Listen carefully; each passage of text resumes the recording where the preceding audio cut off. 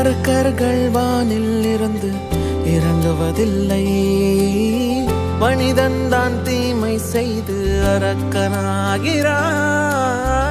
இதயத்தில் தர்மம் என்றும் உறங்குவதில்லை, இதை உணர்பவன் தானே மீண்டும் மனிதன் ஆகிறான்.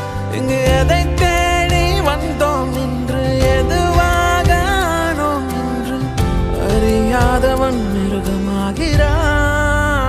நான் யார் இறைவா, விடைத்தாய் இறைவா.